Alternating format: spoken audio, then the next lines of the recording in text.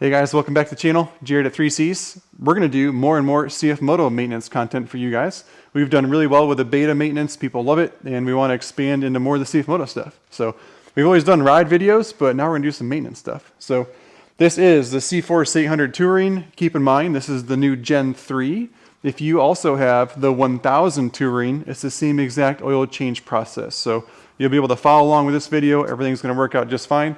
And I can say that with confidence because the owner's manual covers both the 800 Touring and the 1000 Touring and the 1000 Overland. So this is the manual that you should have gotten if you made the purchase. It goes along right in here what we're going to do. So keep this book out. It gives you all the torque specs as well. This is the oil change kit that we use. I'm so pumped CF Moto came out with these about a year ago. It comes with the oil filter, and the crush rings that you need to do this. I am going to throw a link in the video description down below. If you do follow that to Amazon, we do make a small commission. I have to say that. And I would appreciate it. It really helps us make more and more videos. So oil change part number, I'm just going to highlight it here for you. It's this part number right here, so you can pause the video and read that off the box. And I don't know if I just mentioned this, but it works on every single ATV, every single sport UTV, and every single utility UTV CF Moto's ever made. It works on every single model. So cool CF Moto has kept it universal like this. So come on in real quick, Brax. We have 3 quarts of oil. We're going to show how much of that we actually use. We have the oil filter. We have the new O-ring for the housing on the oil filter on the new crush washers. And it looks like a sticker. So let's jump into this and we'll go from there. Okay, we're going to keep this video short and sweet and right to the point. So this is the first thing we're going to do is we're going to pull this side cover off. It's by our right ankle. And it's just a pull tab on the back, and then the front just rocks into this here. And these are 2 different dipsticks, so be super careful. This is for your transmission, which we're not going to cover in this video. And this is for our actual engine oil. So the dipstick, we can just unscrew it. And we just ran this machine for a minute, and that's what we're supposed to do. And we just kind of pull it out, and you're going to see the CF Moto dipsticks are pretty interesting, how they're like a cream color, and then the oil is also like a similar color, so it's hard to tell. But this machine is coming back in for its first oil change. I'll tell you the miles real quick. Let's see what it has on it. So this unit came back in. It's got 136 miles on it, so we'll be able to at least learn what the oil looks like after that amount of time. So the first thing we're going to do is lay underneath, and we're going to show you where the drain bolt is and also the screen. There's a screen plus an oil filter. So the oil filter is going to come later. We're going to pull this panel off here in a minute. But we're going to go underneath first and show you the screen plus the dipstick. Okay, so the first thing we're going to do is we're laying underneath the machine. And right here you can see this is our drain bolt. It's a 17 millimeter. And then here's that oil strainer. So it's got the 3 8mm bolts tied to it. So let's get this oil drain bolt off next. Ready on the bottom here. It's ready to catch the oil. And once it cracks loose, you usually just get on there with the socket. It's just the initial budge that we need it to do. And let's check this thing out. It's got 136 miles on it. Relatively easy. Mark's a good dude. Hasn't been abused, that's for sure. But he just wants to get that first drain bolt done, or the first drain done. And keep in mind, we did take the dipstick and it is cracked, so it's letting the oil flow better. And then we'll spin this a little bit, our drain pan down here, and then that way we can get to the oil strainer as well. So now we got the 3 bolts out, and it's just a matter of working the housing out. And then hold that up real quick. Let's see if there's anything in it. Does it look? There's a little bit, so it's definitely worth doing. And that's just like your initial, you can see like a little bit of stuff rolling around down there. That's just the initial like break in, maybe like an O-ring or something in there. This needs to come out. And then now you can see that strainer up in there. And now if we just rock that just a little bit, it should, yeah, I know there's still quite a bit of oil running down off there too. It'll work itself out. It's got a pretty good O-ring in there kind of holding it in. Yeah, there it is. Now flip it over if you show it there. There's a little bit of stuff in there, nothing bad. So we like to use brake clean. It dries clean and that'll get all the oil out of there. So we're going to let all of this stuff drain and we're going to clean that strainer out.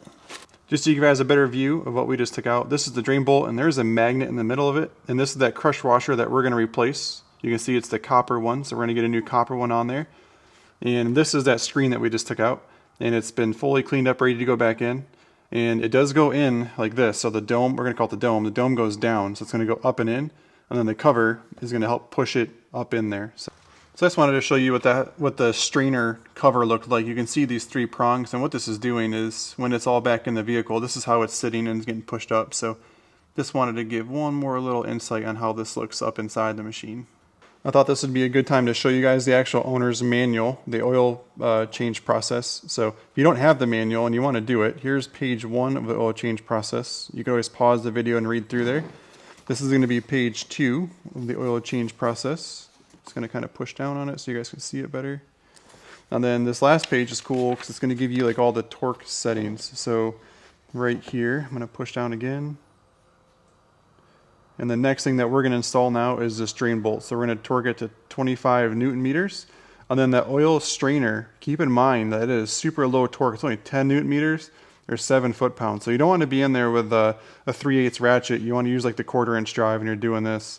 That way you're not over torquing it. If you don't have, the torque wrench, here at the shop we have the torque wrenches, but if you're at home and you don't have a torque wrench, don't be using like a 3/8 drive on that. You'll probably over tighten it.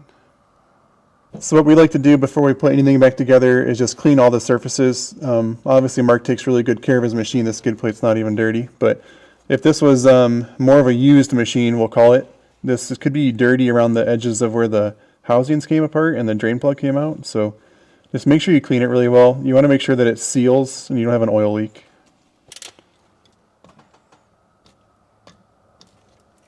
Okay, you can see that the drain bolt is in and the screen. We've got everything back in. And last thing we do is take a paper towel with some cleaner on it and we just kind of run it all the way around in here as best we can. That way it soaks up any of the extra oil. The last thing you want is for the customer to go home and have like a pile of oil on the ground and wonder where it came from. So might actually be from the job, might just be leftover. So we try to eliminate any extra oil residue.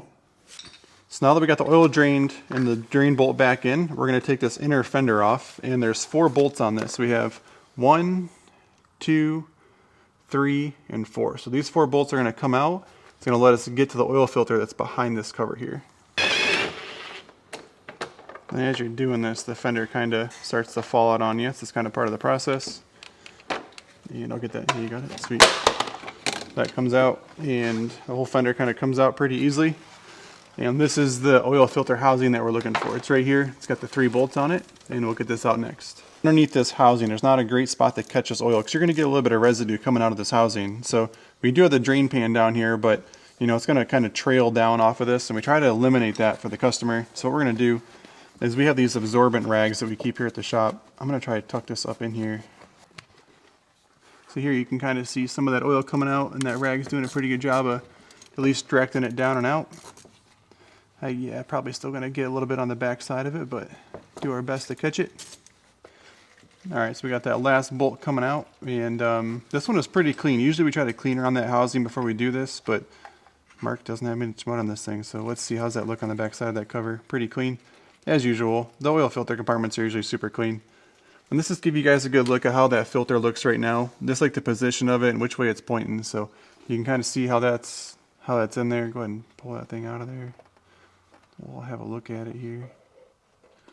Check that thing out. So there's the oil filter. I mean, with 136 miles, it's still pretty much new. Might have been a little premature to do it, but break-in oil is always good to get out.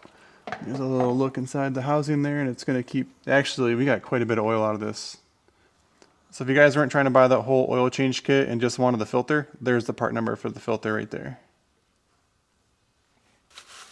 Anyway, put this back in. Keep in mind, it is directional, so we need to put this part, yep, just like that. It needs to go straight in. Push it in on the housing. You'll kind of feel it rock in there. It's gonna fight you just a little bit. And then get the cover back on there. We'll get the bolts recentered. Okay, so we got the housing back on. We cleaned up the engine the best we could, and we'll probably wash this skid plate out just a little bit. We'll take the hose after the job is done and just kind of rinse it out. A little bit did get down there, and there's really nothing you can do about it. Just kind of part of the process of changing the oil in these 800s and the 1000s. All right, so we're getting close to the end. Got our inner fender in, got the 4 bolts in, got the tabs racked up on the bottom of there. So now the last thing for us to do is just to retop the engine off with oil. So the first thing we're going to do is we're going to dump 2.5 quarts of this oil in. You don't want to go straight to 3 quarts. It doesn't take quite that much. So we're going to put 2.5 of these quarts into the bike, and then we will run it for probably 2 minutes, shut it back off, and then we'll check the oil and top it off with the last 1/2 quart. Okay, so we just put the 2.5 quarts in there, and I thought it'd be kind of cool to show you guys what it looks like now. So when you're checking the oil level, we do not screw the dipstick in. The dipstick just gets set in there. And without it running, let's readjust this. It looks like it's right at the top of the level there. So let's go outside, run it, and we'll see how it looks after that. So we just brought the machine back in, and you can see here, we went just past the half point mark, just past the 500. And let's pull that dipstick out. We'll clean it, and then we'll just put it back in, let it sit on top of the threads. And we'll check it, and we'll see how close we are. You can still hear it ticking. It's warming, it's cooling down, the motor is. So just sitting on there, perfect. And it's kind of hard to tell on these dipsticks. It's pretty darn good, dude. It's right in the middle. They could probably use this maybe a smidge more to get it toward the upper level. So if you didn't want to, I'd say that's pretty healthy. It's right in the middle where it should be. You can always add just a little bit more. So if you're doing this at home, just past the halfway mark, or yeah, just past 500 is what you're looking to do. All right, guys, thanks for following along. That was an oil change on the brand new Gen 3 800 and 1000cc engines. Hope you guys enjoy the ride and stay on the trail.